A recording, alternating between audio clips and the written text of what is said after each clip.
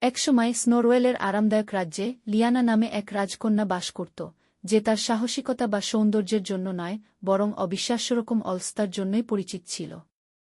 রাজপরিবারের অন্যান্য সদস্যরা যখন তরবারি খেলা বা বিদেশি ভাষা শিখছিলেন, তখন রাজকুমারী লিয়ানা দুপুর পর্যন্ত ঘুমানো, সিল্কের পাজামা পরে বিশ্রাম নেওয়া এবং দূরবর্তীভাবে উৎপাদনশীল কিছু না করার জন্য নতুন অজুহাত আবিষ্কার করায় বিশেষজ্ঞ ছিলেন।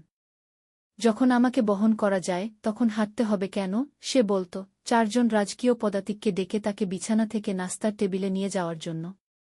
এমনকি সে রাজকীয় বিড়ালটিকে চা ঠান্ডা হলে ছোট ঘণ্টা বাজানোর প্রশিক্ষণ দিত।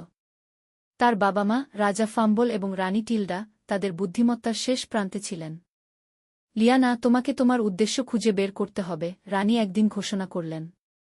জীবনে তুমি চিরকাল ঘুমাতে পারবে না। আমি চেষ্টা করতে পারি, লিয়ানা বিটবিট করে বলল, ইতিমধ্যেই ঘুমের অর্ধেক সময় পার হয়ে গেছে। কিন্তু ভাগ্যের একটা অদ্ভুত রসবোধ আছে। এক সন্ধ্যায় রাজ্যে প্রচণ্ড হট্টগোল শুরু হয়ে গেল।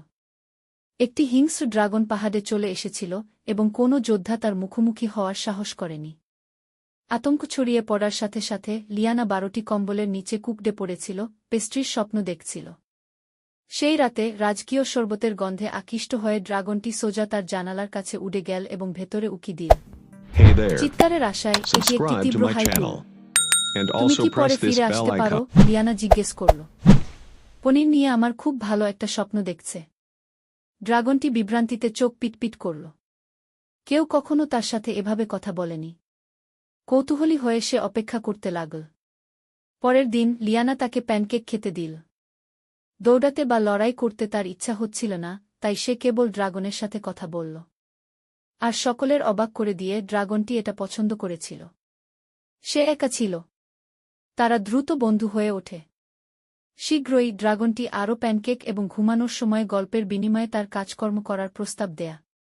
এবং তাই লিয়ানা, একটি আঙুলও না তুলে, ড্রাগনটিকে নিয়ন্ত্রণ করেছিল, রাজ্য রক্ষা করেছিল এবং আজীবন একজন সাহায্যকারী পেয়েছিল। দেখো, সে তার হতবাক বাবা-মাকে বলল, তুমি অনেক কিছু অর্জন করতে পারো, খুব কম কাজ করেই।